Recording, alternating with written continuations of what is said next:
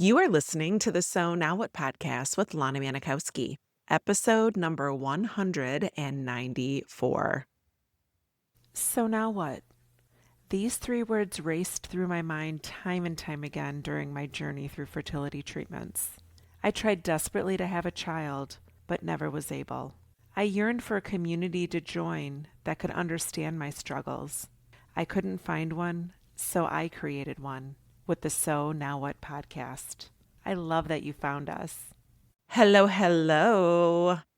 How are you this week? If you attended my free masterclass yesterday about handling the holidays, how to feel connected to the traditions that you love about the holidays, about navigating family dynamics, all the things, it was freaking great. Thank you for being there. I've gotten so many messages from all of you who've attended. Every time I see people who show up for themselves to try to create this life that they can make sense of, that they feel connected to without a baby, it's amazing. So, what we're going to talk about today about time healing wounds. If that's something that you are waiting to happen, you're going to want to listen to this episode in full without distraction. And also my glow up sessions. I talked about it in a previous podcast episode. There are so many people who want to figure out, how do I prepare for what's coming up this holiday season, in the new year, things like this, things that they just want like a quick topic that they want help on, how to get prepared for the holiday season and the comments and questions that are coming. I'm offering glow up sessions. They are one-on-one sessions, just you and me, one time, just working on this one thing that you feel like is really holding you back this season. So I have a link in the show notes here to schedule a glow up session. Book yours ASAP because I want to help you roll in to the holidays feeling the way that you want to feel and not feeling like you've got to feel anxious in the bombardment of things that are about to come that you're not prepared for. So let's get into this week talking about time healing wounds. You are told that all the time, that time heals. Just give it a year or 2 or 5, and eventually you're going to feel better. You're going to feel lighter, less affected, less sad. But if you left IVF without a child, you already know something super important.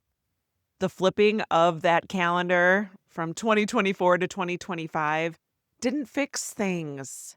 It did not. As much as we wanted it to, it didn't. And when people assume that the flipping of a calendar, the changing of a date will heal things, it's often where that anger stems from, that judgment, that loneliness, where it starts to creep in. So in this episode, we're talking about why time doesn't heal the loss of a dream of motherhood.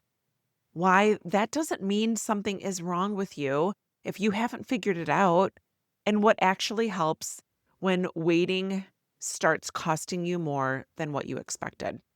Time heals all wounds sounds comforting. It sounds neat. It sounds like something you can hang your hope on. But here's the truth you have likely lived. Time does not heal this kind of loss. Time just passes.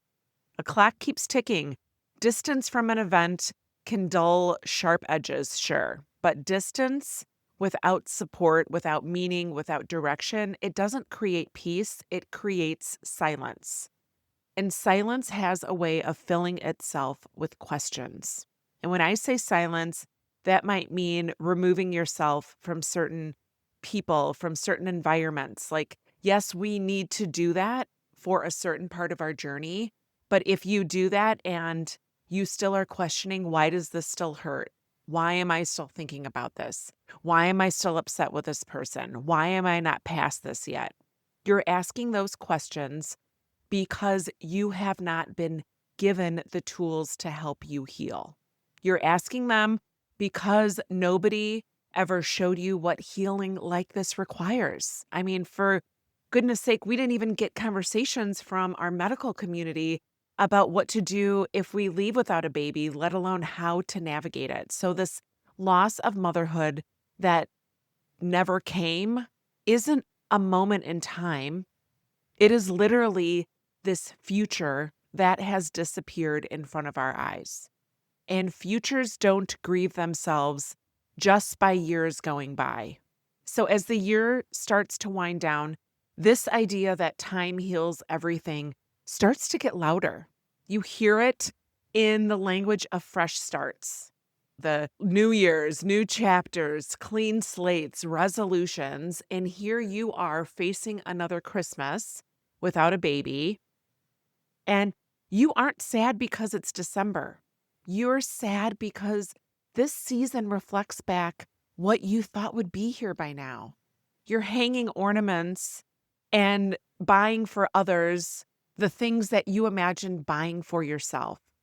And you're sitting at tables where conversations circle around kids and their schedules and traditions that you are not part of. And you're smiling for photos and quietly thinking, this was supposed to look different for me. And it's not just Christmas. It happens and it comes up at your birthday.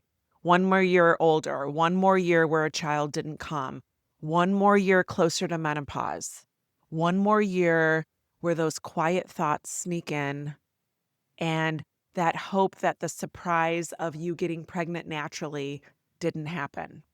Or it happens on Mother's Day, when the world celebrates something that you once expected to join, and now you have to navigate it from the outside. It's those random moments that catch you off guard that time is not healing. When you go to a doctor's office or you pull into the parking lot of that facility where you did your monitoring, or you walk into your OBGYN office and are forced to look at the pregnant people around you, the grocery store aisles, the baby announcements year after year that you thought by now would stop hurting. These feelings, girl, are not seasonal. They are cyclical. They hurt because no one has taught you how to navigate this. It's not because you're weak. It's not because you haven't tried hard enough. Most people aren't really trying to be cruel when they assume that time should have healed this, or when they tell you, aren't you over this by now? They are uncomfortable. They don't know where to place a loss that hasn't ended in a funeral or hasn't ended with a clear label. We are grieving something that didn't come with rituals, something that doesn't have a timeline. And there's no public acknowledgement for how to grieve something that was this dream in your mind that felt so real. So when grief has nowhere to land, it just leaks out sideways, kind of like this cup that runneth over. And you might notice yourself becoming irritated around things that you don't want to be irritated around, pulling back from conversations and people that you used to enjoy. And you might even find yourself feeling lonely when you're surrounded by people that you love and people that you've always trusted, not because you don't belong, but because you're carrying something invisible in spaces that don't know how to hold what you're carrying. This is what happens when loss goes unacknowledged and when loss goes unresolved. You waited, you gave it space, you told yourself, time is going to soften this. And then one day you just notice something else. You might notice that you don't like who you're becoming.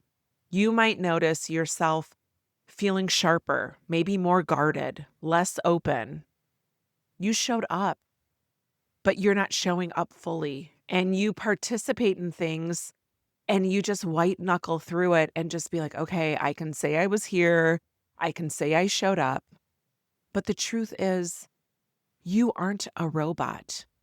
You aren't falling apart on purpose. You aren't not seeking peace because you don't want to.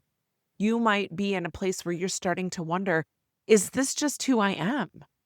That is a huge indicator. I was so there and I was like, am I going to turn into this bitter person for the rest of my life?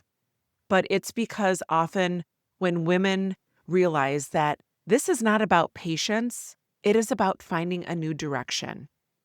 So we might think that we haven't given it enough time, but time isn't failing you. It was never expected to work alone for you. Like, that's a lot to put on time and a lot to put on yourself that you haven't given it enough time. So you might find avoidance telling you that that's strength. You might find yourself staying busy, telling yourself, keep moving, don't dwell. You might tell yourself, you're fine. Like, this is okay, but it's not as bad as I thought it was going to be. But the parts of you that lost something meaningful don't disappear just because you stop looking at them. Those parts are there, they are waiting, and eventually they show up as disconnection, as numbness, as quiet resentment that you might not be recognizing, not because you're broken, because this grief that you are carrying needs attention and it needs endurance, and ignoring it doesn't make it smaller. Over time, it makes it louder. And healing doesn't come from waiting longer. It comes from how you are engaging and maybe engaging differently, from figuring out how to name the loss that you are feeling without minimizing it, without judging yourself for having it.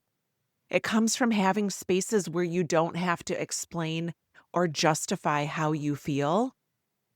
And it comes from rebuilding your identity because let's be honest, our identity we always thought was going to be attached to motherhood.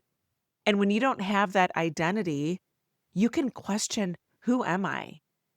It comes from learning how to talk to yourself and acknowledging yourself when that ache shows up, from knowing what support actually helps instead of pretending that you don't need any. And I think so many people carry around this idea that if you need help, you are weak.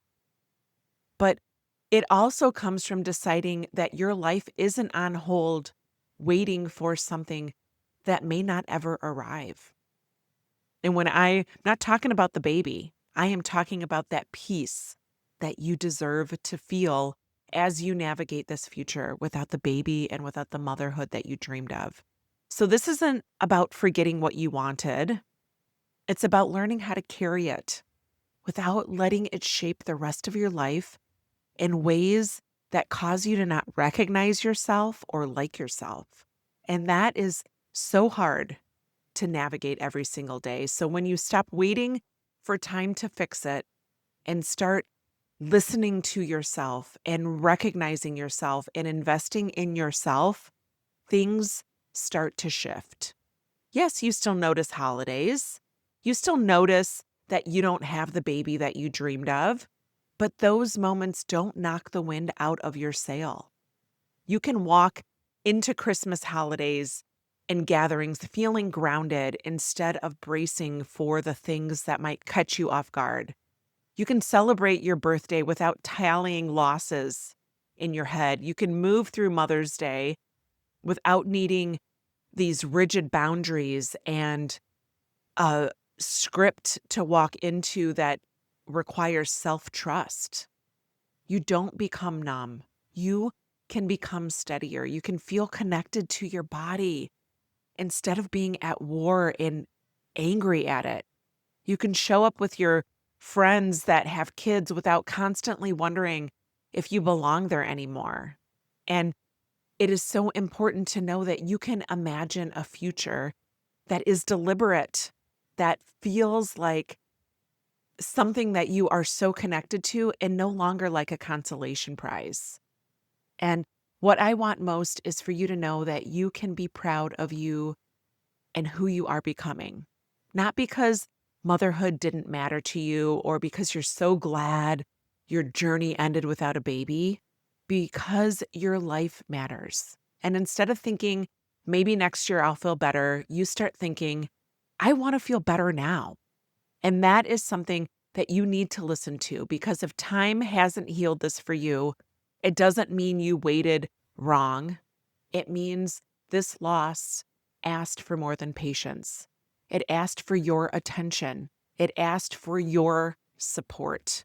It asked for your understanding. And you don't have to keep proving your strength by carrying this silently through every holiday, through every birthday, through every new year, and every milestone that's waiting ahead of you. You're allowed to work through this so the rest of your future doesn't stay shaped around what didn't happen for you. So, if this resonated with you at all, now is the perfect time to think about how you want to go into this next year. If you want to book a Thrive call, I would love to talk to you and help you figure that out. Let's map it out on a Thrive call. I'll put the link right here in the show notes. Book a call. Let's figure this out and know that you don't have to wait for 2026 to come to see if this has been enough time for you to create a life you love, even though you didn't have the children that you dreamed of. So I hope you have a beautiful week. I love you. And remember that it's never too late to discover your meaning. I'll talk to you next week. Hey, real quick, I just wanted to tell you about an awesome resource I created. If you have ever found yourself in conversations with people, or maybe people offering you suggestions about what you should do to become a mom, it's called the Top 27 Things People Say When You're Childless and How to Respond. You can get your copy free at lanamanikowski.com/things people say.